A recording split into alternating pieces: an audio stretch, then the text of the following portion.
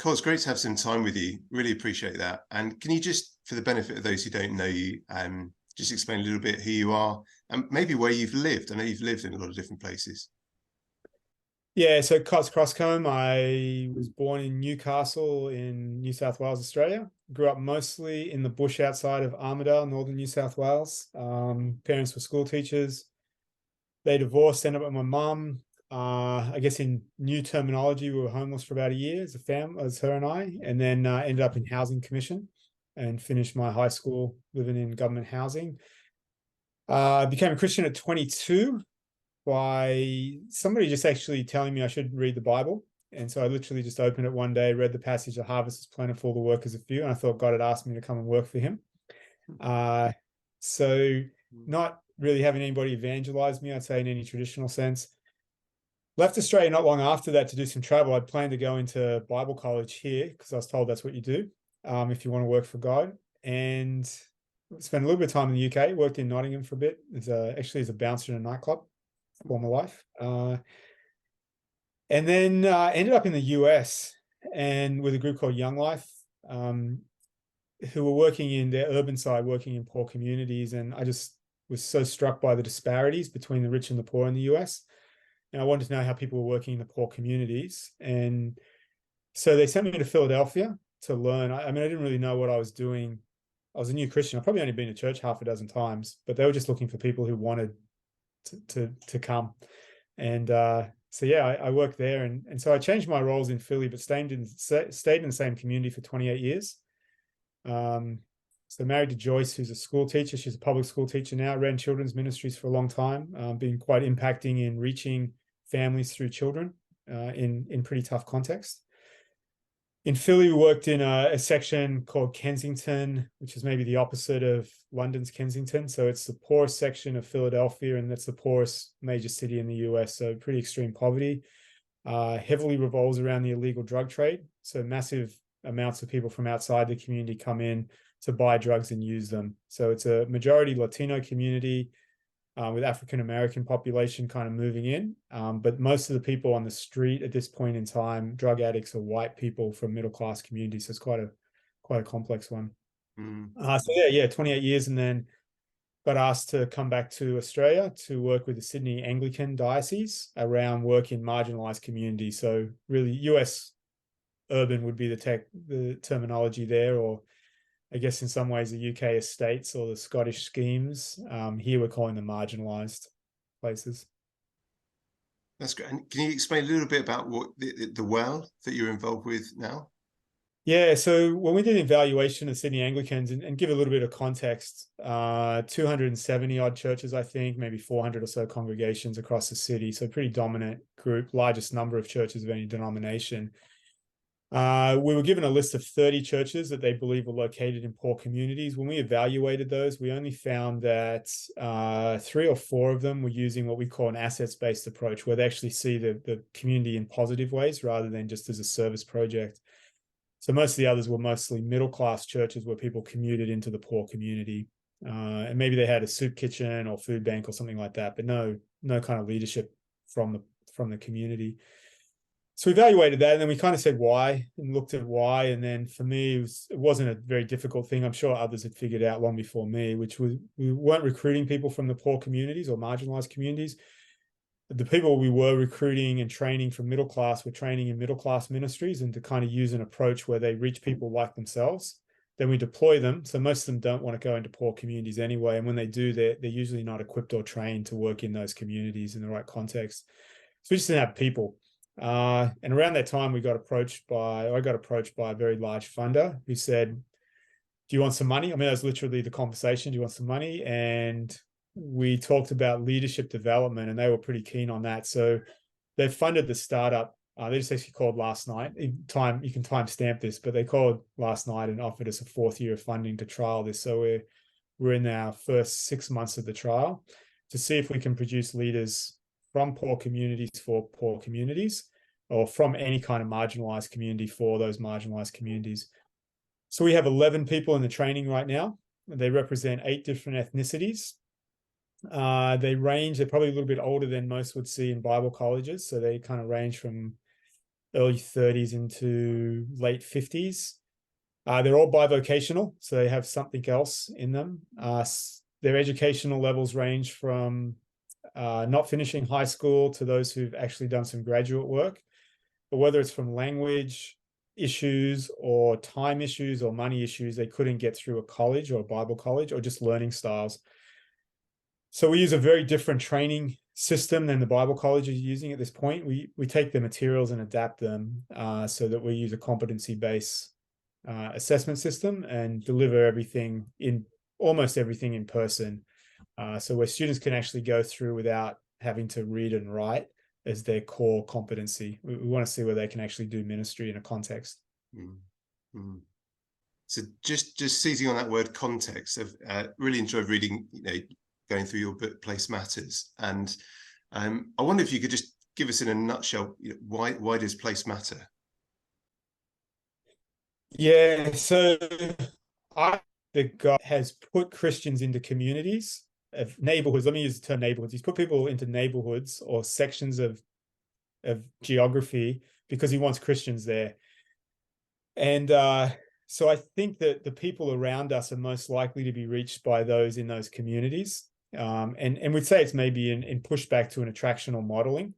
Certainly attractional modeling has been successful in some contexts, but we really say that your community is supposed to be reached by your church. That's your job. And so you got to figure out all the different people who live in your community and how you engage them and how you reach those people, primarily as the local church. I mean, it's the historical parish model that I think probably the UK gets better than anybody else. That's our modeling of why it matters. The local people in local contexts and communities really matter. And you give some great examples in the book of how churches have done that badly and been disconnected from communities or ignored their communities, but also examples of how they've done that really well and really understood and been embedded in communities. I just wondered, just in the last 6 years since you wrote that book, whether you've seen sort of new examples, like positive or negative, of that. Yeah, I just came back from a great two site visits in Queensland. So one was a couple who moved into a poor, marginalized community in a city called Bundaberg. If you heard of Bundaberg ginger beer or Bundaberg rum, that's the community. They bought a house in the community and they just started to do things in the park. And they were just putting on barbecues and gathering people. And then people in the community said, "Hey, can we come back to your house and read the Bible?" Like it was quite astounding. So every Sunday they start in the park and then they move to their house. And the wife is embedded in the local school and she teaches the scripture unit in there, and she's the friend to the families and the things. And the husband works in another school close by with kids that are really struggling in their context. And they just live there and they're great neighbors. And they've actually done a really good job of defining their community, or maybe they've been helped because other people don't want to come into that context. It's a very small area. So they've got these tight boundaries and they just work within those. And so everybody in that community knows who they are. These are the local Christian family that you go to when you need something or you need help or you want to read the Bible or you just want to engage. So they've done that exceptionally well. Also visited another one that really got their context well. So they were three or four Christian business owners who decided, what if we all worked together and created a kind of a Christian business center? One's a coffee shop owner.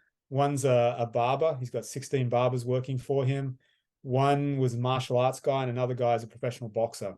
And so they've got this big building and you walk through the coffee shop and then into the barber shop and into the martial arts and into the boxing. And you see this eclectic group of people coming in and they're making disciples. And they don't always have the right terminology, but they're actually really understanding their local context and saying, okay, barbershop is going to reach people that aren't going to come to a coffee shop, and the boxing is going to reach people that aren't going to come into the martial arts. And so this is a way we can reach out to all people. So yeah, I thought those models are really good of understanding. Not understanding, I'd say, is the majority of churches that I see. I think one of the first things, and this is kind of the outlier, is that most churches don't understand their own boundaries of their community. Right? Every community has a boundary of some kind. So churches either use circles. So they draw a circle around their church and for some reason think that people will function with the church at the center of this circle of life. or they pick I don't know, we postcodes here, or American zip codes. And I found that besides the mailman, not a lot of people function with a postcode. Like, it doesn't define your life or your area. So when we came in, an example is when we came into our parish in Sydney, our parish is large. The postcode is large. It has 75,000 people living in it, 13 suburbs with 17 public schools. And they gave me some statistics and they said, okay, this is your parish. And I looked at the statistics and I said, look, this is an averaging of everybody who lives in the community, which would work really well if it was a mono-ethnic community or mono-socioeconomic. I said, well, can we just even break it down by suburbs instead? So we broke down the one postcode into 17 sections, or 13 sections, I guess. And we found that the one side of our community has a 22% Muslim population. I mean, so it's a really large Muslim population for an Australian community. The other side has the largest Indigenous population in our state, and maybe in the country. It's pure numbers. So my wife teaches in that community, and 66% of her students are Indigenous. So the Indigenous population and the Muslim population don't do life together. And in between that is the Filipino community, the Islander community, which I predominantly live in, the poor white community, the aspirational Asian community, the Middle Eastern community, right? They're all mixed in. And so what we found was the churches, when they do these circles or they try and figure out, they miss that there's all these micro communities who all function in different ways. And so they actually don't understand who really lives in their community. Like, your church might just be on the very edge of your community. It might be on the boundaries. And some of those boundaries are natural things, like they're rivers and they're bushland for us, or they're parkland. Some of them are man-made. They put in railroads, or, you know, the classic thing on the wrong side of the tracks. You know, the railway tracks would define communities, or highways. And some have been just historical boundaries. You know, they could be related in some communities to crime. They could have been gang boundaries. They might have been school boundaries that existed at some point. And so people function in those ways. And when a church doesn't understand that, they tend to miss who really lives in their neighborhood. We came across this first when we were trying to understand why businesses were building in a community that we thought was dilapidated and was just the wrong demographic. I mean, they built a Starbucks coffee shop in a region where there wasn't any coffee shops at all. And we thought they were idiots. It turns out they knew exactly what they were doing. Also turns out that the developers were connected with Christian guys who understood demographics. And so we actually met with them, and they taught us how they look at communities and why businesses. I mean, if you look at places like McDonald's doesn't make many failures when it puts locations in. It really understands who lives where and how they move about and what life functions. So on some cases in really tight urban areas, we may, like in places like Philadelphia, where there is a lot of community divisions and a lot of gang activity, you're looking at really small zones, 200-300 people. But you might be in a rural town where everybody actually mixes, and you might be looking at 4,000 or 5,000 or even 10,000 people. Like, it can depend. What we try and do is find the core boundaries, and then when we look at data, if it doesn't make sense of what we're seeing, then we may go back and redraw boundaries. But we're particularly looking for things. So if I've got in your context, if I had a housing estate, I want to isolate that out from a middle class or an upper middle class living, because the numbers will just look radically different.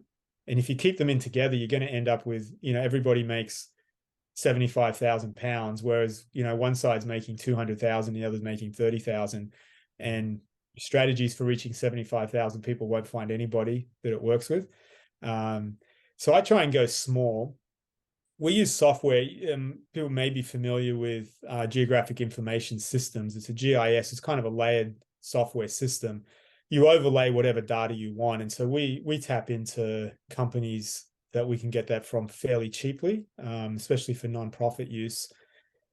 And that allows us to draw polygons. Now, the polygons sometimes cross those other boundaries. So they might cross. So say if the GIS is done, the data is done on 100 people units, the Australian census might function for 100. We might cross that and end up splitting it and averaging it because of the software, but we're basically getting as close as possible to the smallest unit. So we don't let anybody else define those units. We want to define them ourselves. So we don't want to use the government definitions. We don't want to use anything else. We want to define based upon how the community actually functions. And that takes time on the street. I like to bike, so I like to do it on my bicycle. Walking is really good. Driving is not really good. If you've got to drive your community, you've probably got too big of boundaries if you're in a city, unless you're in a rural community. I'd say if you can't walk the boundaries, in a couple of hours, your boundaries are probably too big to begin with. So you've already started to say how you get to know a community. I mean, there's the statistical level. I mean, here you could use data shine, does that GIS stuff of overlaying, education, income, ethnicity, various different data over an area at quite a high level of detail. You talk about walking the area. Can you give us a little bit more of a flavour of just getting to know a community and what's going on there? I mean, one is just you be a neighbor, right? You be an invested neighbor in your community. That's the ideal. We'd say we usually, and I say we because there's a bunch of people working on this stuff. And when we talk about exegeting community, I draw on lots of really great people over the years who've worked on this stuff. Walking it, we usually say that the first walkthrough is a non-participant walkthrough. So you walk through with another person is really good. Depends on the danger levels in a community too, right? How will you know the community? How comfortable you feel. I actually recommend, if this may say not to say I recommend this.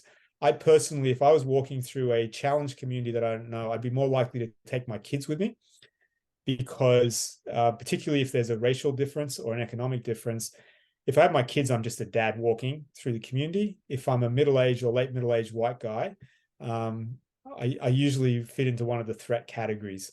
I'm a police officer, I'm a drug buyer, or I'm somebody causing trouble. I'm crazy. So I like to take something. I've got a dog, so I like to walk my dog.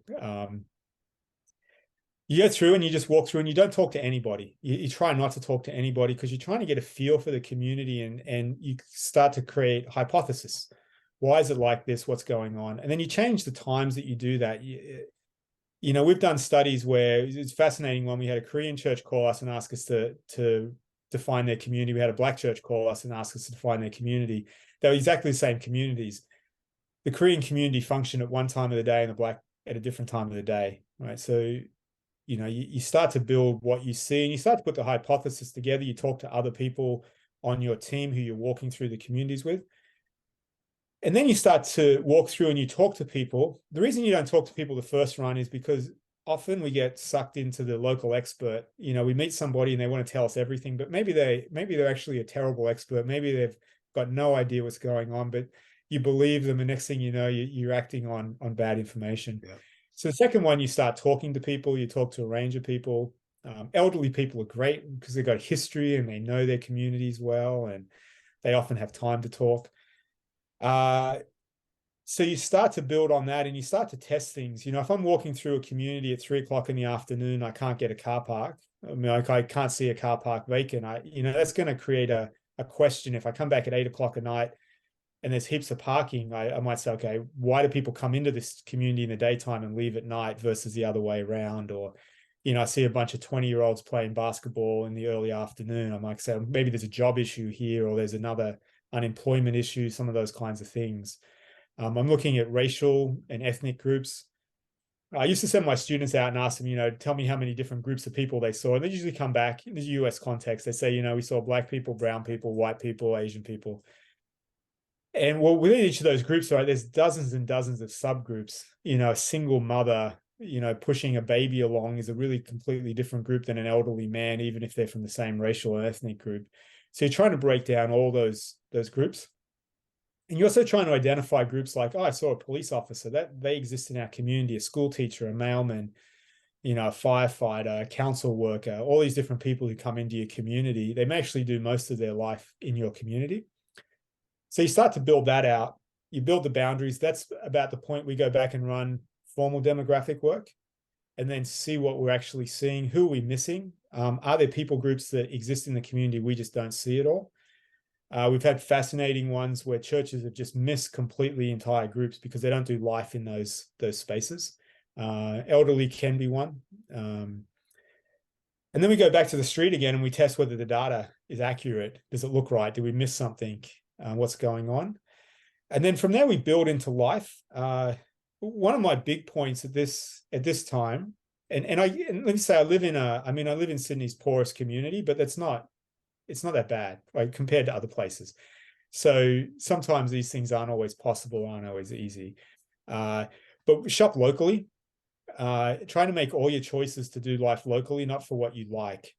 So I gave one of my staff a hard time because he planned a meeting at a coffee shop. I don't like coffee, but it seems like every other Anglican minister in Sydney, every meeting is at a coffee shop. But our community doesn't go to coffee shops. Almost none of our suburbs have a coffee shop. He found the one that exists, right? We go to the pub. So let's go to the pub and do something. So he needs to give up his coffee culture in order to engage people. One of the stories I love, and this is common. So my wife teaches in a community like 2 suburbs over from us, so it's quite connected. The main shopping is in our community. The other one doesn't have any fresh food available, so they come into our neighborhood to shop. And she invariably sees somebody in the supermarket, a little kid that she knows, and the little kid's tugging the mum's arm and pointing at my wife, and the mum's like, no, can't be. And it's like, yeah. And so eventually they come over and they say to my wife, the parent says, my kid says that you're the teacher, right? And she goes, yeah. And she goes, and you shop where I shop? Like, there's just this astounded, like, why would you go to the same shops that I go to? And my wife will say, yeah, actually, this is my community, it's where I live. And it's like, a school teacher lives in our community? Like, wow, like, this is an impact point. And so you do life in those things. And now I'd say we did that often because we were lazy, right? We didn't want to drive our kids all over the place, and I didn't want to drive places. So I choose local. A high point for me is ease of things. So I'll go to the local fast food place, even if it's the worst one in the area, because it's close, rather than going to the places that I really maybe prefer for quality, because you engage people, right? You see the life. I walk to church deliberately, and in the first few times I'd have church members driving past and like, oh, we'll pick you up. And like, well, one, it's not very far. And 2 is this is how I connect with my community, right? They get to see me walking. I get to see them. We say hello. We chat. We get out of the glass bubble. I describe, road rage is a result of people feeling empowered because they're stuck in this huge metal piece. But you take most people who have road rage out of their vehicles, they tend not to be so aggressive when they're in real life. And so you want to get connected back into your community. And part of that is being on the street, just you feel things, you see things, you interact with things in a whole different way. And so we want to do those kinds of things. Get your hair cut locally if you get your hair cut.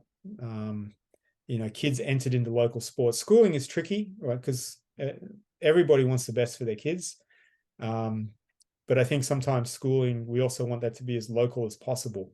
Find the best local school rather than sending your kids to the best school they can get into. Local matters. Yeah. And I mean, you massively embedded in the community through your family, and there's a wonderful story of that in the book. But I mean, that is an incredible level of engagement, and just really owned it. This is our place. This is where we live. Yeah, they accepted us in, right? And like for me, at that time in the US as an immigrant, without knowing, there's no Australian community, and so this is an advantage. I have to be careful because it's not fair for everybody to have that same expectation.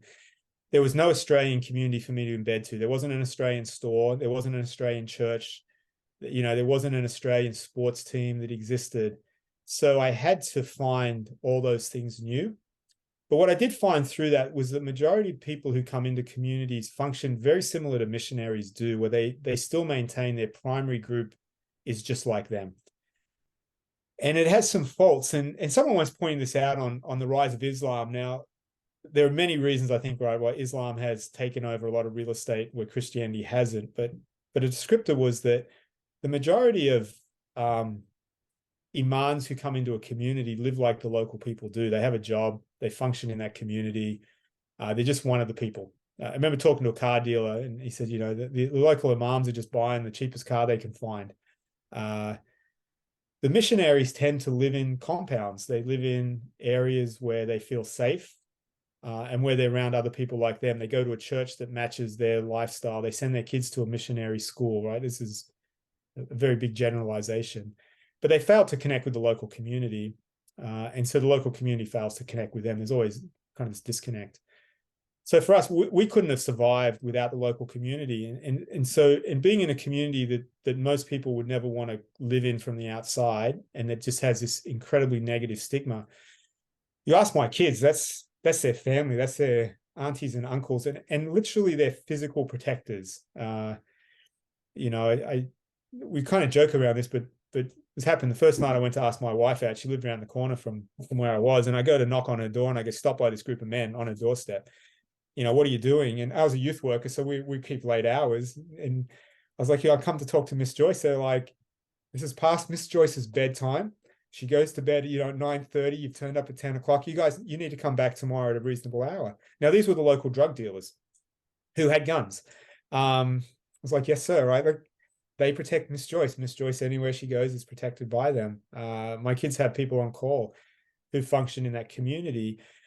But even deeper than that is that community, that's where they live. And that's a really impacting thing. And I was confronted by this by one young friend, Cindy. And Cindy now is like one of the US's top consultants in child welfare. So works for a national consulting agency. Grew up in extreme poverty, and she was with me one day when I was speaking at a church, as missionaries do, right? You take somebody from your community to show off, and I got a standing ovation. Everybody thinks I'm a hero for living in this community and how great I am. And at the end of Cindy comes up, and I'm expecting her to tell me the same thing, because she's like, Coz, you know why they love you so much? It's like, no, Cindy, why does everybody love me so much? Why don't you help me here? And she goes, they love you so much because they think so little of me. You're a hero because you live in my community. So what does that do to me and my community? And so we found that, you know, someone would say, well, why do your kids catch public transit? Because we're like, everybody catches public transit, right? All our friends do it. Or why do you live in this community? It's like, because 50,000 other people live in this community. And we may have a choice, they don't, but that's where they do life. Like every day they get up and they function in that area. And so that's their life, right? So everybody who shops at the same supermarket we do, that's their life. And if we want to connect with them, we'd call it the incarnation. I know that's got some different interpretations, but that idea of being physically present with people, you know, I'd say Jesus didn't commute. You know, he came and lived for a while, but you know, I'm careful around how that language might be used elsewhere. I think one of the things that really struck me when you were you're talking about that, when I was reading about that, was that it'd be possible I could move with my family onto an estate, for example, but my best friends, supporters, mentors, the people I go to and see as a support structure are actually outside and exist. It sounds like you actually, your mentors, your best friends, they are within, they are from the community. Yeah, I think so. And there's a few things, like, so my son's godfather grew up in the neighborhood that he lived in, came up through extreme poverty, now owns his own business. He just bought my son like a brand new Xbox, sent the money over to buy it here. Like, quite amazing. You know, probably spent $1,000 on this stuff. But he came out of that area. So I'm like, hey, look, I'm going to raise my son in this community. Who better to know how to raise a son in this community than somebody from the community, right? Like, it began when my wife, before we were dating, she took in 2 kids from the neighborhood. And who better to know how to raise kids? Like, how do you raise 2 Puerto Rican kids? Well, not too many people in her rural Amish community would know how to raise 2 Puerto Rican kids in the middle of Philadelphia. I think the same here. Like, who knows how best to navigate the systems as the people in the local communities. Yeah, and we were struck. It was one time we had these interns in, and I was with this mate of mine. He's Puerto Rican, and we live in Puerto Rican community. Almost everybody's Puerto Rican around us. And we walked into their birthday party, and it was all white. And I looked at him, he looked at me. I said, where are we? Like, we're on my block. Where do all these white people come from? So I asked my interns, I said, where'd you find all these white people? And they said, well, they're our friends. I said, what do you mean they're your friends? They said, well, you know, on our day off, we're not allowed to do ministry. We want to get away from ministry. So these are our friends. I was like, wow, so you see everybody in this community as a ministry project. Like, you can't actually see people as real friends who you would get advice from and you would trust to correct you. yeah, and it was very sad to see, and we evaluated that and said, yeah, it actually has really impact on the people in the community. So when we go to our friend Hilda and say, Hilda, we're going to write an article about this community, can you review it as a local person and tell us whether it's good or bad? She's empowered. Right now, she gets to tell us whether it works or doesn't work. She also gets to hold us accountable to how we talk about her and her community in a neighborhood. Mm. Did you just say something about churches already in an area as well? And it seemed I picked up that was quite a passion as well, that sort of approach of coming in and ignoring what has already happened in a community, what the churches that are already there. Why do you think that happens? That people just come in and ignore what's already going on? Yeah, so I think some is driven by money, that funders tend to fund things because we say things are bad. So if I tell you that there's no other churches in my community and we need to plant churches, right? You're gonna say we'll do it. If I tell you there's 50 other churches and they're all doing beautiful gospel work, you're gonna say, why would I bother giving you any money? And so one of the classics was a church plant that came into Philadelphia, and they wrote their article and said there's only five churches that preach the gospel in Philadelphia. Now there's 2,500 churches there. I'm pretty confident more than 5 of them preach the gospel, but they were trying to raise money. There's also power involved in that, right? It makes you feel good when you think you're the only person working in something. There are sometimes theological things that I think are minor that keep people away from recognizing what God's doing. And then I also think there's an evangelical weakness in how we see things. So the evangelical just doesn't always do a good job of seeing local work. I mean, to crazy extents, until I went to Egypt, I wouldn't have believed that the Egyptians could do churches, right? Because the Western missionaries would tell me about the one Egyptian they reached in the last 5 years. It was their doorman and it was really beautiful. And then I go to an Egyptian church of 25,000 people who had started a ministry that was working at that time with 100,000 Muslim kids. I was like, okay, this is where I want to invest my time and money in. Or I go to Kenya and go into Kibera, the largest informal settlement in Africa. And again, the missionaries are like, oh, we trained 3 pastors this year. It's great. And then I meet my friend Gideon, who's trained 400 pastors. I was like, oh, I'm going to put my money into Gideon here because Gideon sees and understands the local context. And so I asked Gideon, I said, what do missionaries think of you? And he goes, oh, Coz, they usually don't like to have me in their settings. I said, why? He goes, well, it doesn't really fit too well the narrative of the poor Kenyan who can't do anything without us white people coming to help him, right? It's tied up, I think, a lot into the funding models and this idea. And it's also tied up into a poor understanding of the statistics. Let's go with the 7% of Sydney are Christians. That leaves 93% of the population who don't go to church. So if you came into our community, and we've done this here, we're just having this discussion again today. If you come in and you say you want to plant a church, I say, look, we've got a building. You want to plan out of our building, go for it, right? Because we've got 50 people out of 75,000. If you take our 50 people, I think we can find 50 more. Like if we're sharing the gospel, I think we can find 50 more. And we talk about that as a theology of abundance versus scarcity, that we just don't need to hold on to our stuff if we look at the market share. And businesses do this well, right? Competitive businesses place themselves next to each other because they see that the market is big. They don't spend their time thinking about what they don't have, right? They're looking at how they grow into this space. We once did an assessment. I think we wrote about this one. It was for a Presbyterian church. They didn't want a church plant 4 miles away from them. They said it was going to cut into their numbers. So we evaluated the community. We found there were 65,000 people lived between those 2 churches. We went to the home church. How many do you have? 150, 200, something like that. How many could you max out if you ran services 24 hours a day on a Sunday? Maybe you could have a couple of thousand. So 63,000 people can't come to your church.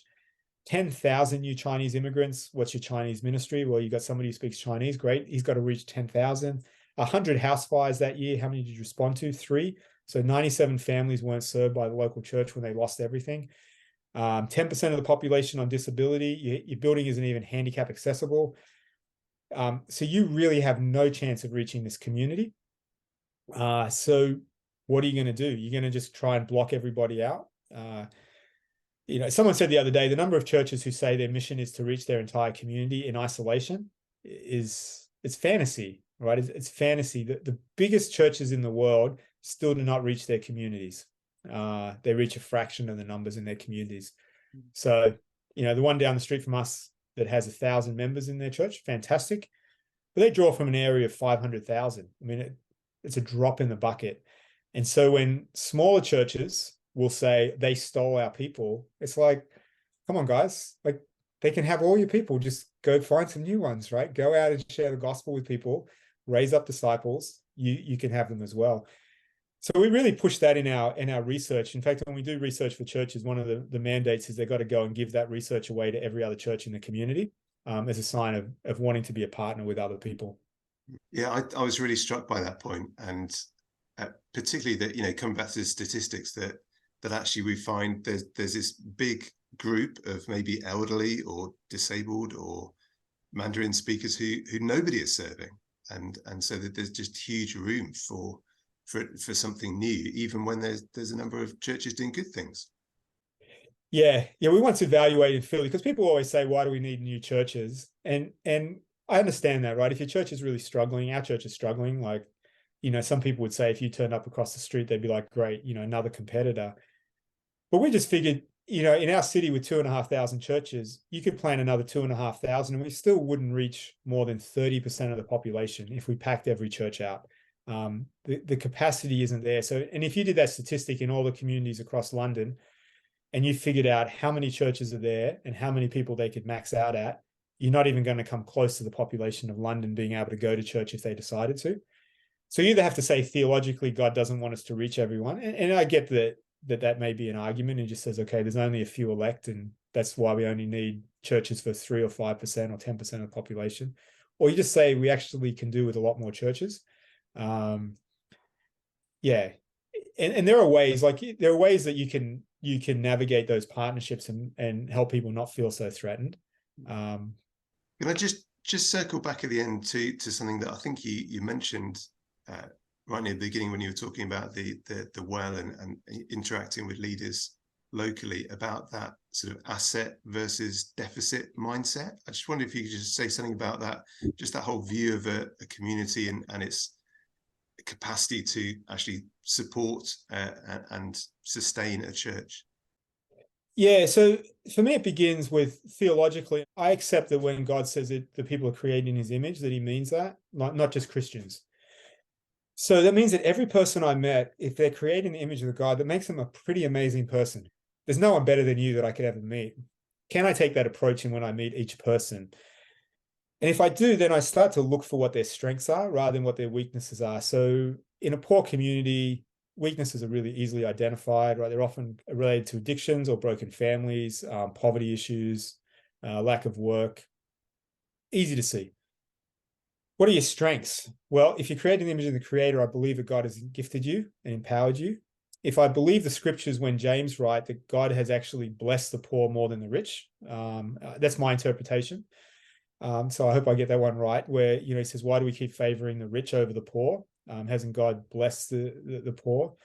When I read scriptures where Jesus seemed to just really enjoy being in poor communities, and being around sinners and prostitutes and tax collectors, right? They just seemed to really enjoy himself. He was never at a party with a group of Pharisees. Like that's, I went to the Pharisees' house and had a really good time. But he went to Levi's house and had a fantastic time, right? He looked like he's having a great time. So if God has that view of the poor and the things, then how do we have that same view? And it takes changing the mindset and moving away from our cultural mindset. So in our culture, we value a certain kind of work ethic that produces money. We value education that produces money. We value a lifestyle that spends money, right? So we value all those things very highly in society. And we also value those in the church. So poor people, we think as lesser Christians. That's why we send missions to poor communities. There's been some research that showed that the majority of people go on missions trips to poor communities, places where there's a high need, physical need. But then they say that physical need then goes over to the spiritual need. Now, I think scripture is completely counter to that. But I think also experience is the most vibrant spiritual communities I've been into have been poor communities. So you want to see the assets, and that takes some time. We're using one here at the moment where people say, well, where do you get leaders in Mount Druitt, right? That's the pit of Sydney. I was like, yeah, well, the rugby league Samoan backline, most of them grew up in our community, and they all make an awful lot more money than I do at the moment, and they're leaders in their team and their communities and their clubs. In Philadelphia, it was the drug dealers. We did a bunch of research interviewing drug dealers and interviewing successful business entrepreneurs, and found the skill sets were so similar. They both were driven. They just had a different environment, and they created different products, but the same drive. We would say then you build, they call this assets-based community development, ABCD. No idea who came up with it, but it's kind of the common terminology. So I'm a real good deficits builder, right? I'm always telling my family everything we do wrong. If we could do this better, right? That makes me a pretty miserable person to live with. And my kids have pointed that out to me on numerous occasions, Dad. Like, you keep highlighting the things we did wrong. Like, my son finished soccer the other day. I thought I was encouraging him, and I just watched him deflate. I was like, oh yeah, I just pointed out all the things that you did wrong, right? Like, I want you to be better. People thrive when you tell them what they do well. So my wife is absolutely brilliant at this. Like, I watch her. We're at an event recently as an Indigenous celebration day, and so mostly Indigenous community was out, and she's meeting kids and their parents that she teaches, and the parent comes over, and they're just so happy to see her. And she's telling them something great about their kid, like just something really beautiful about their kid. And then we walk away, and she goes, yeah, that's such and such. Remember I told you about that kid who flipped over the desks or ran out of the classroom or, got in a fight, or right, all those stories. But she knows a way to identify the beautiful thing and acknowledge the parent. She also pointed out, and this was a real failure of mine, I used to think the parents in poor communities didn't care, right? Kids would come to school dirty, hungry. It was rough. Kids were getting beaten. And she'd say, yeah, you want to see if they don't care? Go knock one of their kids over in the middle of the street and see how long before somebody comes out and bashes you, right? Like, it's a dysfunctional place. But she goes, look, you're not putting food on the table for these families. You're not putting a roof over their heads. Even in some really extreme dysfunctions, there's this deep care and love that takes place. Acknowledge that, point out the good that somebody's doing. And I would argue that our communities already know how broken and evil and sinful they are and the world is. Like, everybody tells them. That's why you end up in these communities. Right? Traditionally, you wouldn't end up in an estate if you were doing really well for yourself.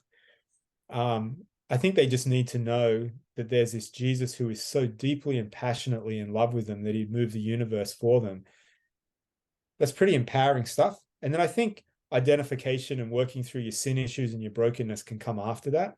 But being told what you do well, it really helps, right? It's a pretty inspirational piece.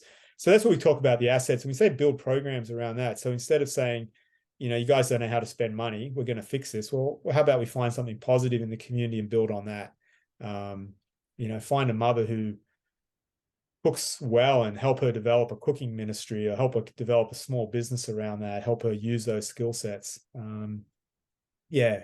Whereas a deficit mindset is presumably this estate, for example, is a problem to be fixed, and I need to get resources from outside to come and fix this. Yeah, and I like outside resources, right? And I like them right now. But we did a research once for a national group, taking leaders who came out of poor communities and asking them what produced good leadership. Now, you ask every one of those leaders, they say they want more resources. Every single leader identified that a lack of resources in their community made them a great leader. It just forced them to be collaborative, creative, faithful, develop faith in them. Yeah. I'll give one more example, because people often wonder, can poor people lead? And I want to say there's a difference between managing and leadership. And there are people who have skills in management that we need. And sometimes those people may not be in poor communities, right? So I need an accountant, I need a lawyer. They need to manage issues for me, right? An accountant needs to manage my money in ways that I don't understand. A lawyer needs to manage things. A doctor manages my health. But I need to be the leader of those things. I want to be in charge. I don't want the accountant in charge of my money. I don't want the lawyer in charge of my life. I don't want the doctor in charge of my health. I want them to manage my health. So I sit on the board of a health clinic in Philadelphia. It's grown to be the largest ministry in the city. So we've got 270 odd staff, 35 million US dollar budget a year. all Christians who work for us. We just built a new community center, effectively paid cash. I mean, not only are we the largest ministry, probably the most financially healthy ministry, see 60,000 patients a year. Every patient gets to hear the gospel. 60,000 patient visits. So I don't know how many actual patients, maybe 20,000 or so. That is governed by a majority of people who are patients. That's by law and by our regulations. So the majority of our board members have to be patients, and we serve the poorest people in the poorest major city of the country. So, on our board is people who've come up through welfare, single mothers, HIV positive people. And so people say, well, how can they manage $30 million? I say, we can't. I'd often be in board meetings. I say, guys, we're about to spend $10 million. Anybody have an idea what $10 million really is? If we combined all of our incomes for the next 10 years, we wouldn't get to $10 million, right? We don't understand this, but we do know what our community needs, and we know how to lead within our community. So we hire the absolute best managers. We hire the best medical executive director. We hire the best doctors, nurses, account managers, and their job is to do what we ask them to do. And by that, I mean, we say, look, our community, Mrs. Johnson called the other day and she couldn't get an appointment and she can't see a doctor. What does she do? Well, we hire people to figure out how she gets to see a doctor. How do we change that? There's no place for kids to go after school. Let's build a gymnasium. We don't know how to build a gymnasium, but experts do. So we tell them that's what we want to do. So we lead, but we don't manage. And I think what's happened, certainly in Sydney and in most places I've seen, is that the middle class leads and it manages. And so the poor don't have a voice in the context. Poor don't have a place where they can say, actually, we want it to be this way. And it happens. Our church is one of those exceptions. Our wardens all come from a poor background. But in the rest of Sydney, I maybe know one other church that would have that dynamic in the Anglican system. There's no voice for the poor. So yeah, I think that's huge. That's a really interesting distinction between leading and managing. Just to close, are there any kind of, in terms of resources, things to read, maybe even films, cultural stuff to watch, anything on this kind of this area of, I mean, there's obviously your book, The Place Matters, but in terms of other things, if people want to kind of dig into this area of kind of particularly the community exegesis stuff you're talking about.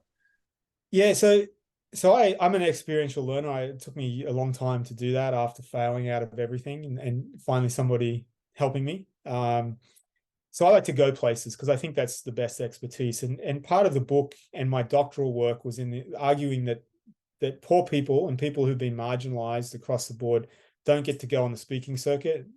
They don't do the podcasts and they don't write books. So the best material, unfortunately, is on the street. And it's talking to that local pastor and that local minister and taking time and just taking them out to lunch and saying, how do you see the world? What do you see?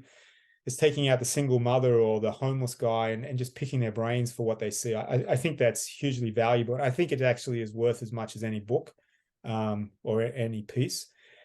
There is some great stuff on community development. A number of guys, I think if you can separate some of the theological pieces, a lot of the stuff on community development tends to be on a little more progressive theologically. US examples, John Perkins has been the king of doing that. Guys like Shane Claiborne have done a lot of writing on how to live in community. And Shane, Shane's a genuine guy who does what he says. I think Ash Barker, who's an Australian who lives in Birmingham, lives in somewhere in the UK, has also done some good writing around that stuff. There is a great book, just looking here. I don't read many books, but it's called Becoming Whole by Fickett and Kelly Kapic. It's a theological delving into how we tend in middle-class communities to sell agnosticism. So live your life the way you like, turn up at church, you get fire insurance, and it's good. Kelly really unpacks that well. When Helping Hurts is a pretty good book. Probably better is Toxic Charity by Bob Lupton. Talks about kind of when charity goes wrong. We tap into some stuff, the Incarnational Framework by a group called Street Psalms. They do global grassroots leadership training. and they run from some extremely progressive groups to actually some extremely conservative groups theologically, all adopt this. And so a lot of that language around assets, well, not means assets based, around the theology of abundance rather than scarcity. They'd also say moving away from rivalry to collaboration. That comes from Street Psalms. They got some really, really good things in there. Film wise, I like to watch anything that kind of brings up topics of the racial disparities. Probably most of those are going to be US based films, which aren't always the best, but Time to Kill is a brilliant piece on kind of this racial disparity. Traffic is another good one. They break down into these different worlds, and I'm sure you'd have some there where you can kind of see the functions in the different worlds. Podcasts, I don't usually listen to too many.